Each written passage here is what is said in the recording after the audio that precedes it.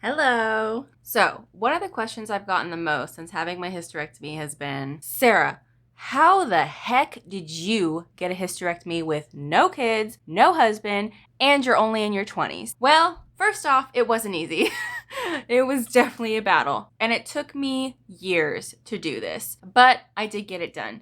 And I thought it might be helpful to make a video about what I did and how I was able to get a doctor to say yes, because I know a lot of women out there struggle getting a doctor to listen to them or struggle to get help, and I thought this might help the people that are having some issues. Because trying to get a doctor to give you a hysterectomy is not an easy task. Let me tell you, they do not want to give it to you. So let's go ahead and get into it. So first off, I'm just going to say this right off the bat. If you don't have issues down there, they're not going to want to take it out of you. Point blank period. They aren't going to take a uterus out of somebody if their uterus is functioning normally. And I would not recommend you get it taken out if you don't need it. So if you don't have PCOS, you don't have endometriosis, you don't have PMDD, you don't have anything, your uterus works fine, you just want it out because you don't want kids or something, I honestly wouldn't recommend it. Surgery has been a pain in my ass, and it has been very difficult, and I've been having side effects and everything after the surgery. So if your reproductive system is working normally, you're not having pain, you're not having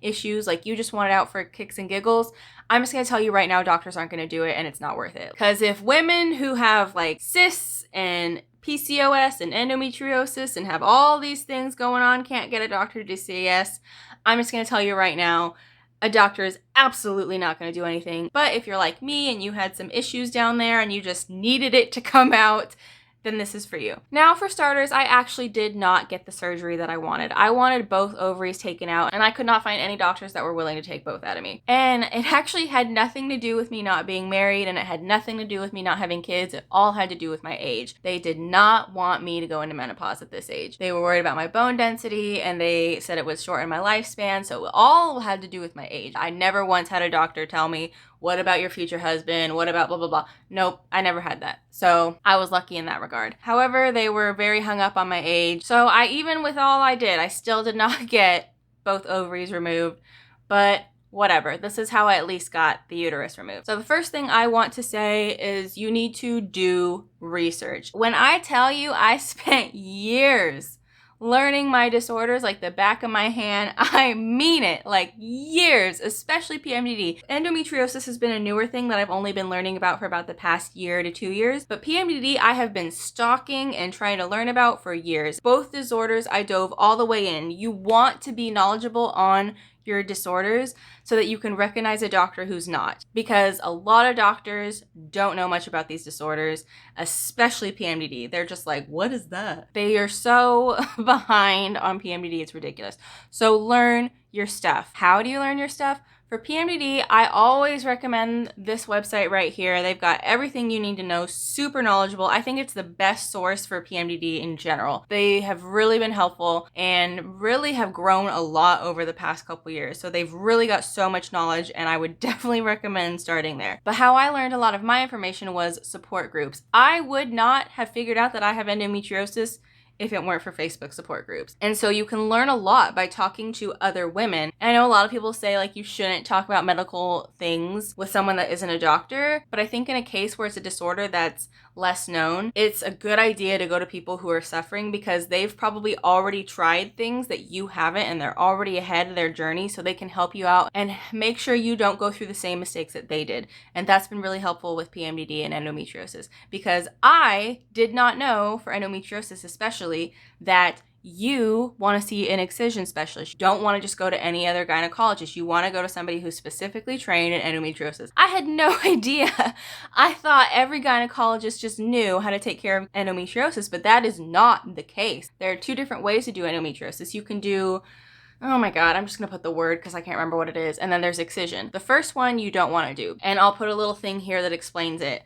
But basically you want an excision specialist. But of course, nobody tells you that. So make sure that whatever you want to get the hysterectomy for, you know everything about the reasoning. You want to be able to tell which doctor can help you and which doctor can't right off the bat. And you should be able to know instantly based on how they respond to the things that you say. Come in with cold hard facts, and if they try to tell you, nope, that's not it, get out of there. So I think that's the most important, is just really know your disorder. I know that can be hard if you don't have a diagnosis, but I would really recommend trying to learn as much as you can before the appointment, because otherwise you might end up with somebody who has no idea what they're talking about and lead you down the wrong path. And I'm not trying to say to self-diagnose. I'm just saying do your research. And not just on the disorder. You also want to do research on the doctors you go to. Because if you just walk into any random doctor's office, chances are they aren't equipped for your disorder and they're just gonna sweep you under the rug. You want a specialist. You want somebody that you know has worked with this disorder and that has been proven to be helpful. And that's once again where the Facebook groups come into play, because you can see if anybody in your area has had the same problems and if they've gone to a doctor nearby that's been helpful. The group that helped me the most, at least when it came to endometriosis, was Nancy Nook. It's like amazing. It like blew my mind when I found Nancy Nook, because it's just so much information about endometriosis that is like not common knowledge. Like it's just things that you're just like, I had no idea it was like that. And it's a great place to find doctors. That's where I found my doctor. And the PMDD website I told you about earlier also has a directory to find doctors. So if you can, try to find a website or a group or something that says referrals for certain doctors that have already dealt with this, because you do not want somebody that doesn't know what they're talking about, that isn't educated, that's stuck in their ways and still thinks that endometriosis is what's in their textbook from 10 years ago. No, you want somebody who is specialized. Unfortunately, that might mean more money, that might mean travel, that might mean all of that.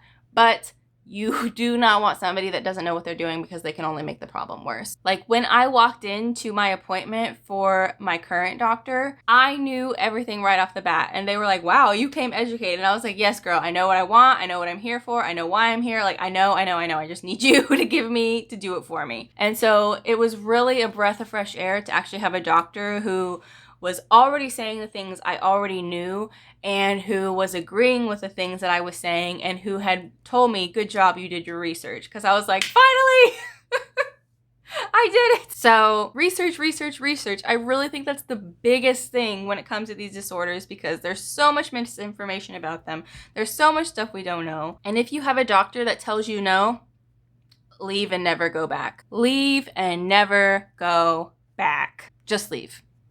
Don't even bother. Like, just leave, because it's not worth it. You're never going to get where you want to go. And trust me, I understand the insurance struggle. I understand all of that. Before I got on my current insurance, I had like the most worthless insurance on the planet. It wasn't even insurance. It was like a discount thing. So if I went to the doctor, they just only paid like $75. So if the appointment was $400, they paid $75 and I was left with the rest. So it was very expensive for me for a while trying to get treatment, because every time I went to a doctor, I was paying $200 something. And then the medication they gave me were like hundreds to thousands of dollars. So I understand the struggle of it not being in your insurance and all that jazz. But you're literally wasting your time going to these doctors who just don't agree with you or don't listen to you. I would really try to prioritize finding the closest doctor to you that is knowledgeable on your disorders and go to them.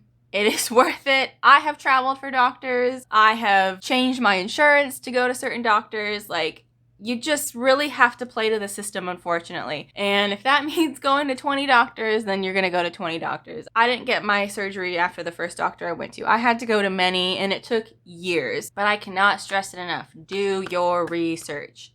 That is what got me to where I am today. I read every article I could. I watched millions of videos. I searched through the groups for hours trying to find information. I just went all in, so that way I could know what I wanted, what I needed, and knew who was and who wasn't going to give it to me. And if people weren't going to give it to me, I left and I never came back. So once again, the sources I use, I will list right here. This first one is for PMDD. It's just the general website for PMDD. Lots of information, doctor directory, just a good place to start if you're new to PMDD. This is the Facebook group for endometriosis that really taught me a lot.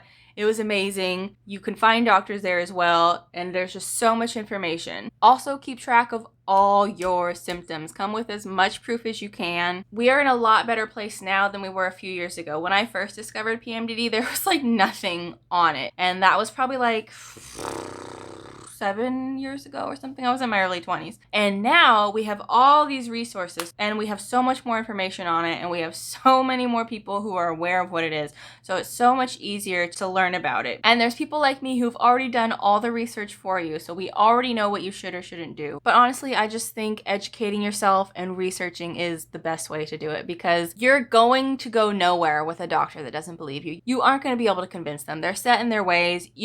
You can't. You might as well just go to somebody who knows what they're talking about. Unfortunately, the people that know what they're talking about do usually cost more money, but just keep digging, just keep researching until you find a doctor who's willing to help you. All right, thank you guys for watching. I hope that helped. I know it's very hard to get a hysterectomy at this age, but it is possible. It just takes a lot of work and having a lot of doors slammed in your face and having a lot of doctors think you're crazy.